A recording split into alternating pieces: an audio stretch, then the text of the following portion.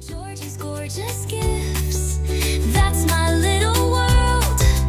Every heart I paint is for some boy or girl from my home to... Hi, I'm Tony and welcome to Georgie's Gorgeous Gifts. In today's video we're going to be making these two different types of lights, one of which is a photo frame and the other is going to be a love light.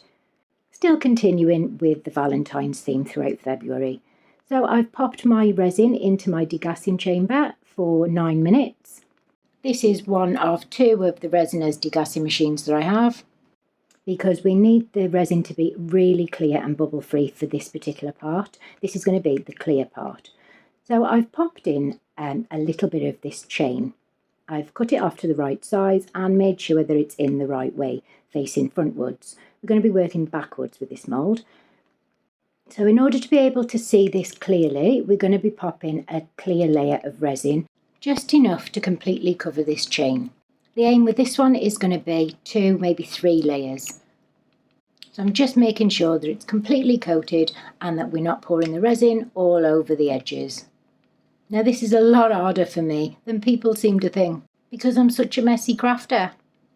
Now the resin's poured, I'm going in with my silicone tool just to make sure that all the resin is completely underneath this chain as well as on top, making sure that there's no bubbles and that the chain hasn't moved and it's going all the way around. As I said, this one is a photo frame and these two pieces are to go within the photo frame. So you place your photo in the centre of these two flat pieces. Now, funny story with these ones. At the same time as buying this photograph mould, I also bought the television mould. And because I'm a complete idiot, I ordered the television mould twice. So when the moulds turned up and I unpacked them all, put them in their bags, I put these two pieces in with the TV mould. And to be honest, how did I think that it was not meant to be with that mould? Because the front of this fitted perfectly in the slot or on front of the TV mould. It was only when I come to do the photo frame that I had to look on Temu to see how the mould went together and realised that these two square pieces or rectangular pieces were for that mould, not the TV mould. But on the flip side to that, it's good to know that this also works as a front to the TV mould. So while I have some extra resin, I'm just putting the bottom layer into this love mould. Now for this one, we're going to be popping some flowers into the first layer. These are pre-pressed, pre-packed red flowers off Amazon. Because this is only the first layer, I'm only going to need it about 2 to 3 millimetres deep, just enough so that we can cover the flowers and the flowers are not going to raise and float to the top. I tend to find when working with flowers, it's easier if you completely coat the flower in resin first and then add it to your piece. This helps the flowers sit on the bottom of the resin rather than float to the surface. And by fully coating the flowers first, this is also going to help with preventing bubbles from sitting underneath the flower. So I have sped this bit up for you because, as you can imagine, it did take a while. I did have to cut some of them up, but I just continue to dip the flowers in the resin and then place them where I want them. I'm not putting them in any particular pattern, I'm just putting them where I think they're going to look nice. Because as I said in the beginning, we're going to be adding lights to this as well, into the third and last layer. Just to speed this up, I did put these into my G3 curing machine because we needed to add the second layers to the love light and the photo frame. So this is the two rectangular pieces and they have these little grooves in 2 of the corners. And these notches are supposed to clip in together. And your photograph fits in between the two pieces. Although I did notice that these only fit in one way. I'll be showing you how these fit into the frame later on in the video. I wished I'd have actually wore gloves for this, because I did find that these pieces left an awful lot of fingerprints that I had to give them a good clean to get them off.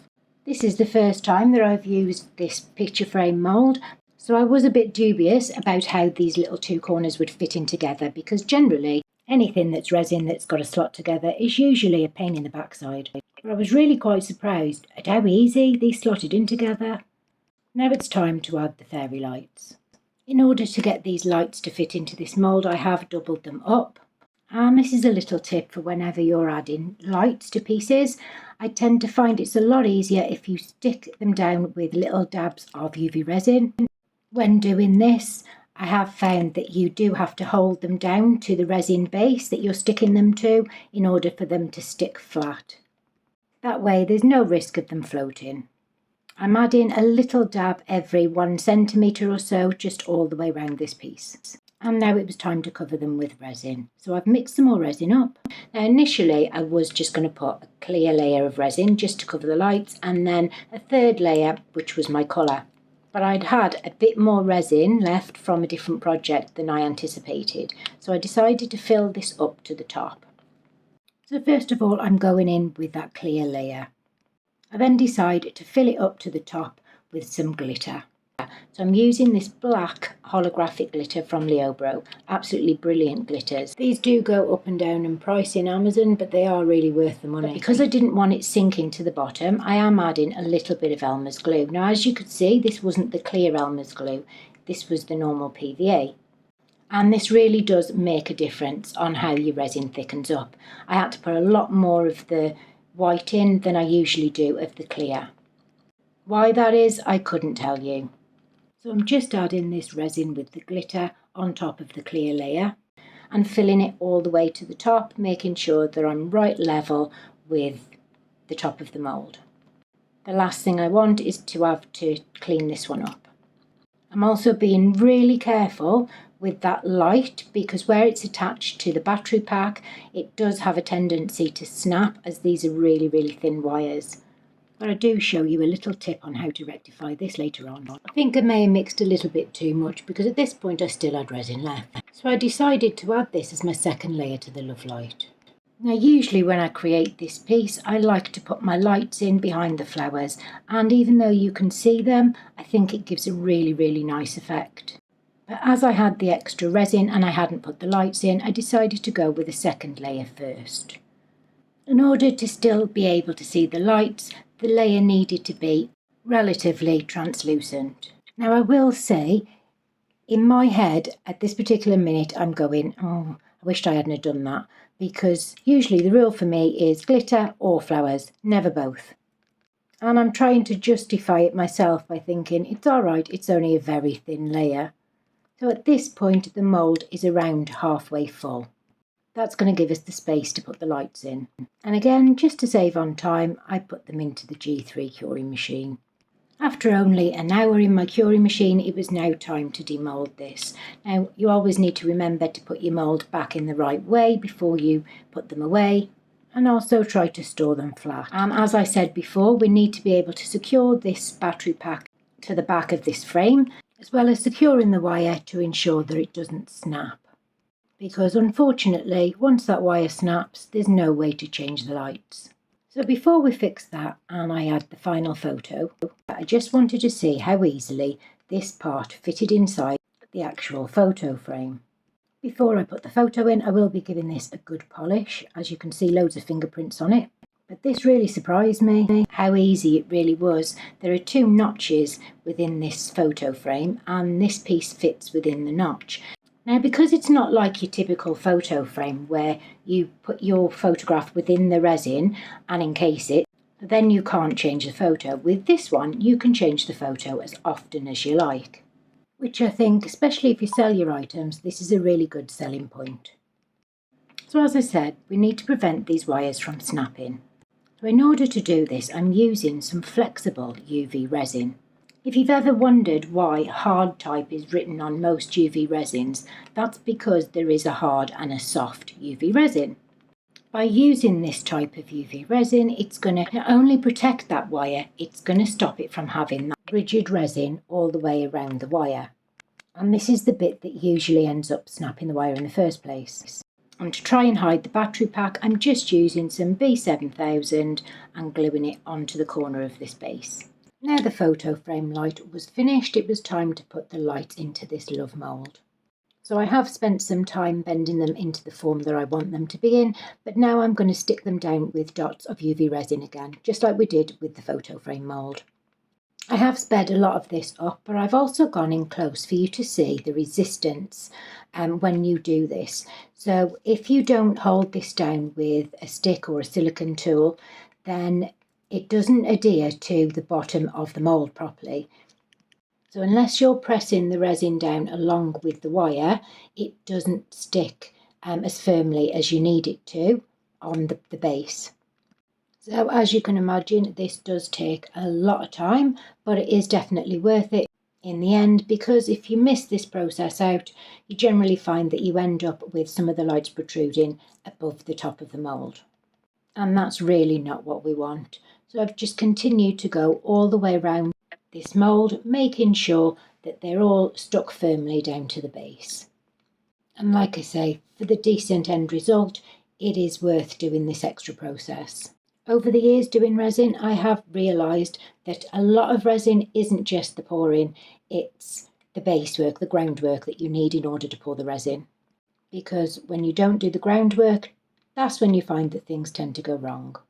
So I've mixed up another batch of resin and we're now going to put the last layer on these lights. This time I'm just going in with a clear layer right the way to the top, because my plan is to decorate the outer edges once this is completed. And I'm still thinking in my head, I know I'm going to hate this because of the flowers and the glitter. It's one of the things I find difficult because I have a neurological condition where I genuinely can't picture things in my head. The majority of my moulds, even though you're supposed to do them upside down, I do them back to front, so towards me, so I can always see where I'm going and how it's looking. I think that's why it took me so long to get my blooms right, because again, it's working backwards. I'd be interested to know in exactly how many of you complete your moulds the correct way, so from the front up towards you, backwards technically. Or are you a lot like me and prefer to do them towards you? Let me know in the comments how you do yours. The only mould that I don't seem to have an issue with doing it the right way is the frog mould. Anyway, again off on a tangent. ADHD brain takes over again. So back to this love light. After filling it right to the top, I then go in with my tool, making sure that I don't get any resin whatsoever near this battery pack, because you wouldn't believe the amount of times I've stuck that button in. I then put it back in my curing machine until it was fully cured. Then it was time to demould this piece, but disaster had struck. If you can see here, there's a little bit of resin that is overspilt and it's actually encased the entire wire to this piece. So I now have to try and attempt to clean this up without snapping that wire. Never a dull moment, eh? Never a dull moment. At the minute this resin is soft enough to just pull off, but I didn't want to pull too far because I knew if I pulled that little bit off it would end up snapping this wire. So I thought, right, I'll demould it and see how much cleaning up we've got to do and see if we can fix it that way. And this is purely my fault because I did try to sort of dome the back of this, and there was a tiny bit of resin stuck underneath the tray of my curing machine, which must have just put it off till just that little bit. To me, that light was just a sign I was dreading turning this piece over, and as you can see here, I'm prolonging it as much as possible. I do attempt to get just these excess bits off while it's still soft enough, but always pull away from the piece, not towards the piece, because you risk ripping into the piece itself. So I did attempt to get a little pair of scissors and try and get as close to that wire as I can. But I thought, right, I'm going to have to do it, I'm going to have to look at it. And I was surprised by the results. I actually liked the look of this together. I think it may be the colour glitter that I used. Any other colour would have just made it look really busy, but this is quite subtle. But there is a lot of clean up. So I just continue to use my scissors and then wait for at least 24 hours for this to fully cure and harden before I can use my deburring tool. I also wouldn't risk using sandpaper on a piece that's just cured because it's likely to take chunks out of it. As for that battery pack and the light, there is no way of getting any closer than where I am to those wires without them snapping. So I'm gently just bending them over to the back in the hopes that that's how it will cure. So I just did exactly the same thing as we did in the previous one and glued this to the back of the love light. But unfortunately I couldn't stick it to where I would normally put it, and that is on the long side of the L because of the way the wires were sat, and I also had to position this so that it still stood up. So now the piece is cleaned up, here are some glamour pictures. I've been Tony from Georgie's Gorgeous Gifts. Stay safe, happy crafting, and bye for now.